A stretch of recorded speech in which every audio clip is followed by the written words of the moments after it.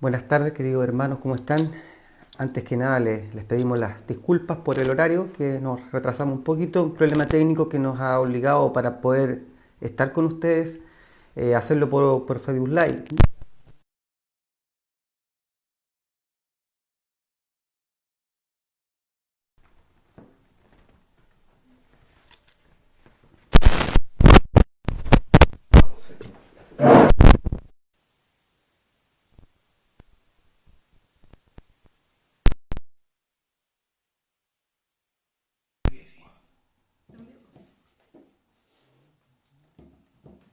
Sí, estamos. Queremos en esta hora saludarles a todos ustedes que nos acompañan en esta transmisión, el poder acercarnos con una palabra, dadas las circunstancias de, que nos ha acontecido tanto a nivel mundial por la pandemia.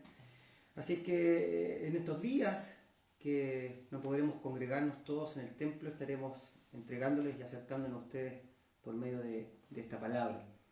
Quiero compartir con ustedes un salmo, el Salmo 126, algunos versículos.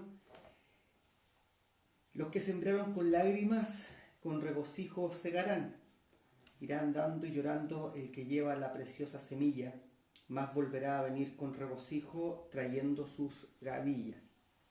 Esta expresión del Salmo 126, que es una oración por la restauración, la aplicamos generalmente al día de nuestro encuentro con el Señor, de todo lo que hemos sufrido, pero creo que hoy también es aplicable a las contingencias de las luchas que vamos desatando y que vamos teniendo en vida. Una de ellas es justamente esta situación, la contingencia que de alguna manera nos ha obligado a relegarnos en nuestros hogares, ha venido un poco de amargura, pero creo que todo esto tiene un propósito final de bendición, de crecimiento, tal cual se lo manifesté a mis hermanos de la amada iglesia de Gloria Navales. ¿Y por qué digo que hoy es aplicable? Porque hay algo importante que me llama a compartirlo con ustedes. La parte final, ¿no? Dice, los que sembraron con lágrimas, con regocijo segarán, mas volverá a venir con regocijo trayendo sus gavillas. Tanto lo que se siembra en la casa de Dios como lo que se cosecha y lo que se recibe son las bendiciones, son las promesas y son la provisión de Dios tan necesaria. No la provisión material que podemos contar con ella o dependiendo de nuestra realidad económica, sino de aquella provisión que realmente es importante y que solo la da Dios, que son las espirituales, las intangibles, y cómo ellas han sido puestas a prueba en este tiempo, en medio de la dificultad, de la tristeza, de la incertidumbre, conceptos que se han manejado hoy día a través de los medios sociales y que la iglesia también se ha visto envuelto. ¿Cómo cuidamos? ¿Cómo nos relacionamos con, con este fruto tan hermoso que la palabra se refiere en muchas oportunidades, tanto en el Antiguo como en el Nuevo Testamento? Y quiero citar para ello algo que sucede previo a la esclavitud egipcia o la esclavitud hebrea de mano de los egipcios, muchos años antes, cuando José es llevado. Y para ello quiero referirme a la historia que lleva a José a acaparar y a guardar y a echar mano de este alimento tan preciado para el pueblo de Israel.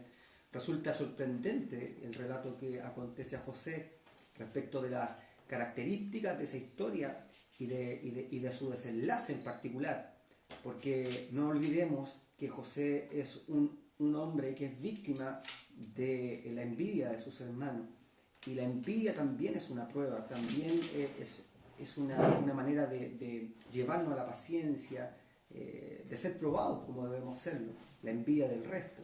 Y esto, en el desenlace, hay un hecho particular que cambia la vida de este hombre, el instante que es considerado para algo. Todos somos considerados para alguna labor de menor cobertura, de mayor cobertura, de menor impacto, de mayor impacto, de menor relevancia o mayor relevancia en cuanto al aspecto o en cuanto al impacto, perdón, que esto puede tener. Y José es llamado para los sueños. Y dada la responsabilidad de es importante repasar detalles que involucran esta gran revelación, que es el que tiene, el de las 7 vacas flacas y las 7 vacas gordas. ¿Qué contiene esto? El punto principal es el alimento que José indica guardar, al que echar mano, el trigo. Solo el aceite tiene tanta importancia para Israel junto con el trigo como alimento. De ello se decía que dependía la futura bendición o la abundancia de una nación. Y ahí tenemos a Job también refiriéndose en el capítulo 31, versículo 40, diciendo y expresando él: en lugar de trigos me nazcan abrojos, como que se me fuera quitada la bendición y reemplazando esa bendición llegara este elemento que era un elemento bien especial y negativo. Según la definición de la Real Academia de Abrojos, una planta de talla larga, de flor amarilla y fruto redondo y espinoso. Muy por el contrario de la relevancia que tiene, vuelvo a repetir, el trigo para Israel. Hay otra acepción de abrojos, que es sufrimiento o adversidades grandes que padece alguien. Y mire qué casualidad, ¿no? Que la misma palabra que Job le da una connotación negativa tiene un significado también de sufrimiento, adversidades grandes que padece alguien. Sin duda alguna, Job se refería a la planta de tallo largo, de fruto redondo y espinoso, que en vez de que naciera el trigo de la bendición, naciera el abrojo, atribuyéndolo prácticamente una maldición, que es lo que cae sobre él. Esta manifestación clara que se sentía maldito, por lo que no deseaba que eso sucediera, él deseaba la bendición mayor. José alude justamente al cuidado de lo principal pese a cualquier costo. El trigo, no otra cosa, el trigo. Y yo me gustaría reflexionar en la importancia de aquel trigo que la iglesia acumuló durante todo este tiempo en que era impensado llegar a cerrar los templos por necesidades sanitarias, por cuidado y también por el peligro que eso reviste.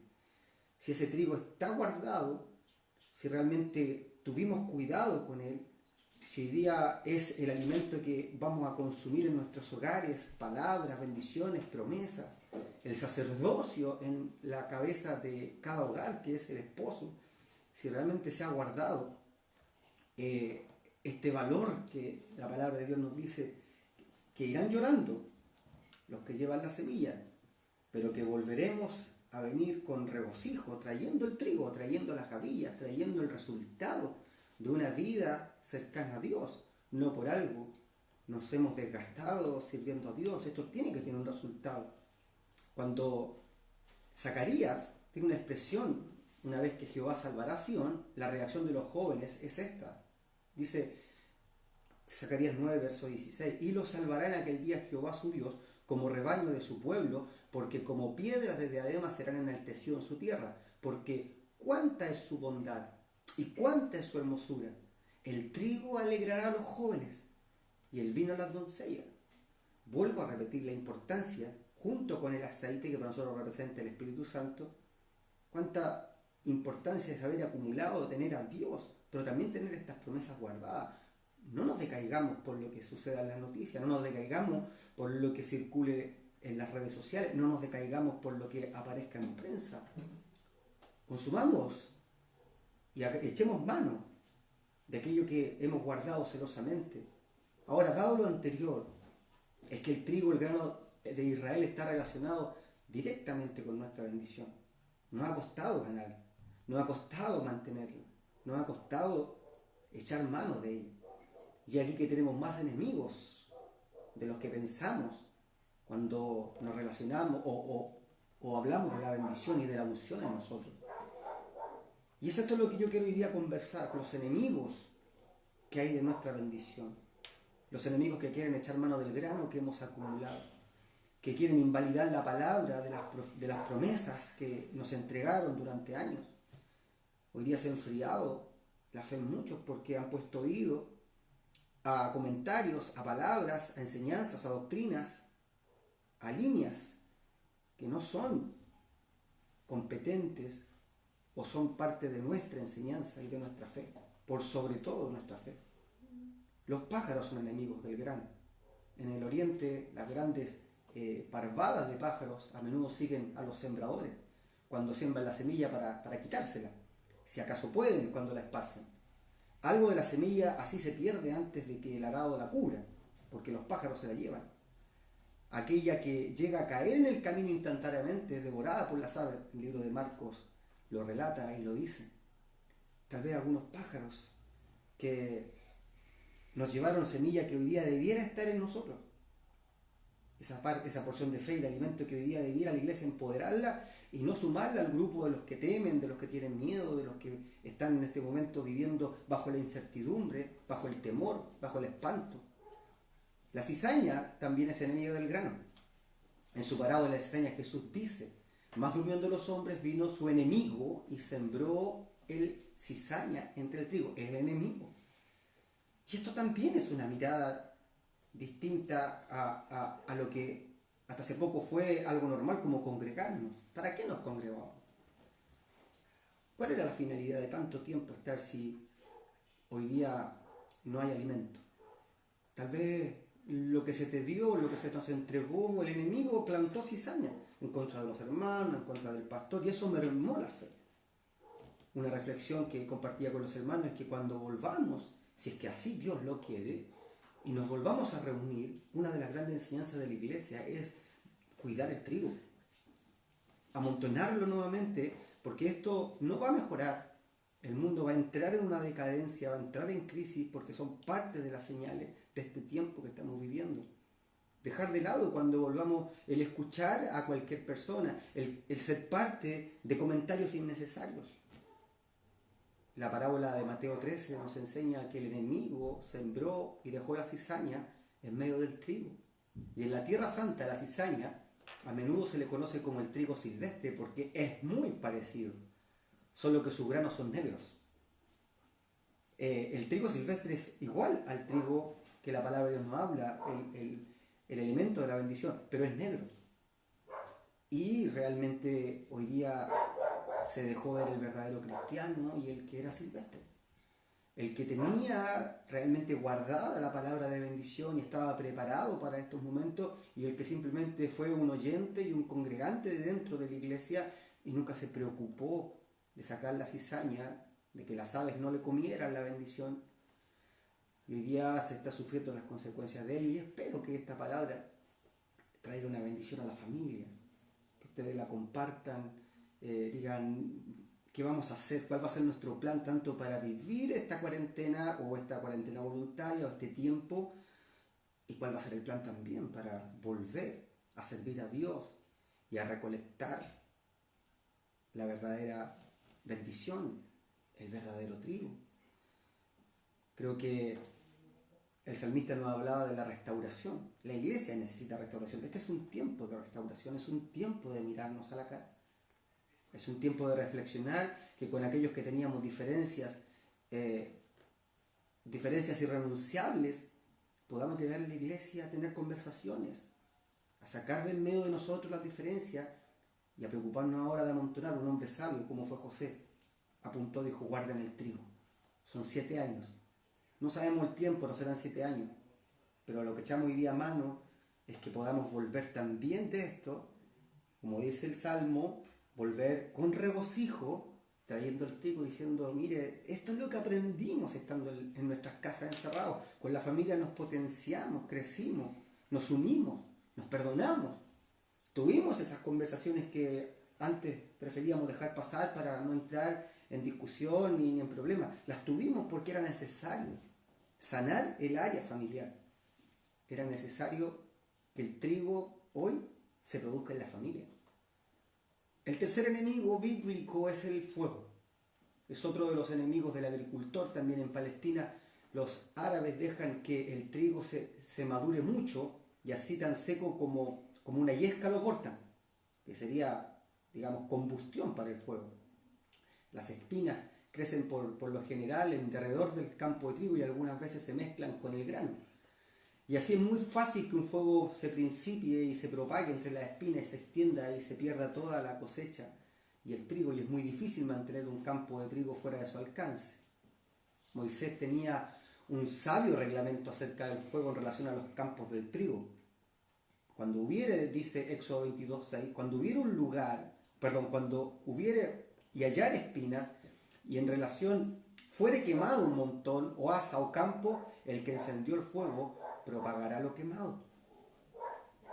debemos tener cuidado. Debemos tener cuidado con quién compartimos nuestro hogar. No solo por tema contagio, sino por el contagio más peligroso, que es el del corazón. Debemos tener cuidado con el que ponemos oído.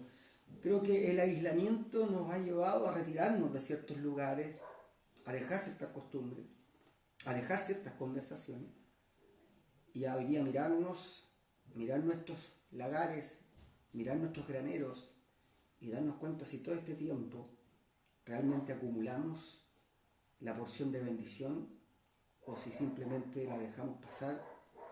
Y hoy día cuánto cristiano temeroso por inanición está en sus hogares esperando soluciones desde gobierno, desde la OMS, desde los laboratorios, que cumplen su parte. Pero la mayor solución es creer en el Señor.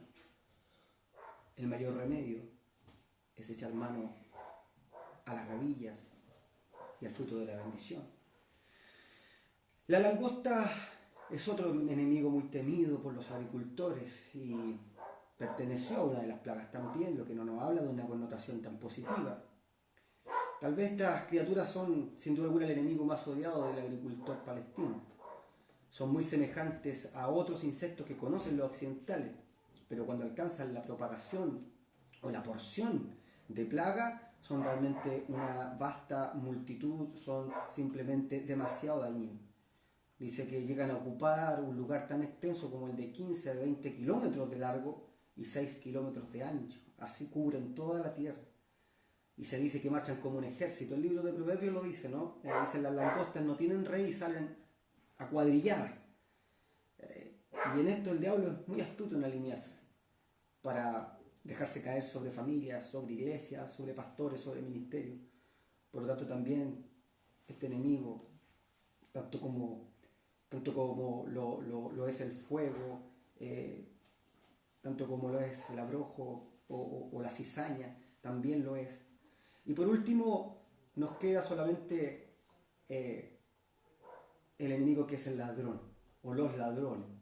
También son enemigos de nuestra bendición. Esto es cierto, especialmente en estos tiempos cuando las esferas altas han sido estables y eficientes, así como bajo el yugo que vivieron muchos. Se nos ha quitado espacio, pero lo que no se nos puede quitar y no se nos puede robar es la bendición y es la palabra que no muere. Nos pueden quitar tal vez la posibilidad de congregarnos bajo este estado y posiblemente llegará el tiempo normal en que también se nos privará de ciertas licencias que ya tenemos, pero lo que no nos pueden quitar es la fe, es la bendición, es la promesa, es la unción. Quiero citarles al libro de Jueces 6.3, dice, pues como los de Israel habían sembrado, subían los madianitas y los amalecitas y los orientales y les quitaban. Había enemigos cercanos y la iglesia tiene enemigos cercanos. Quiere callarles la boca, quiere quitarle la predicación a la calle, el evangelismo público, quieren privarnos de reunirnos, quieren coartarnos las alas. Y estos enemigos están al acecho. Pero si ninguno de ellos puede quitarnos lo realmente esencial, la iglesia tiene asegurada la bendición, la unción, la prosperidad espiritual futura que tanto anhelamos. Yo le invito a meditar en este texto, los que sembraron con lágrimas. Repito, a la iglesia le costó siempre avanzar.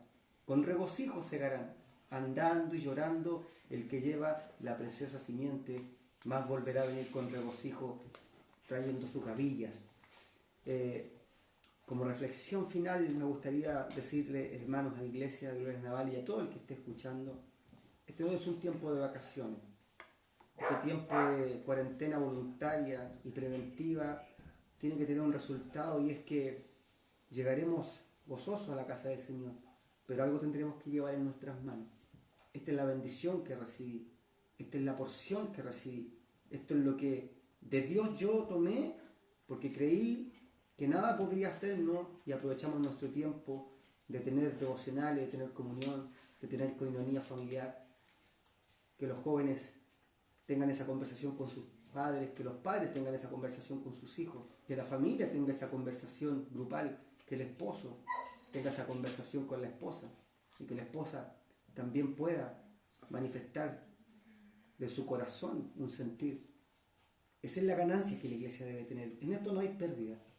Estoy seguro, tengo fe y lo he creído siempre, que este tiempo, estas semanas, que desde que este país se vio remecido, se vio alterado, desde octubre y hasta ahora, mi fe está en el Señor y creo que gran parte de la iglesia va a ser potenciada y bendecida, pero lamentablemente va a haber una parte que va a ser mermada porque no cuidaron el trigo, porque no aprovecharon este tiempo y porque no se dieron cuenta de que Dios nos estaba haciendo mirarnos y volcándonos hacia nuestro interior y hacia nuestra percepción personal, introspección, para autodiagnosticarnos, para autoevaluarnos y para sacar de ahí un resultado que sin duda alguna será grandemente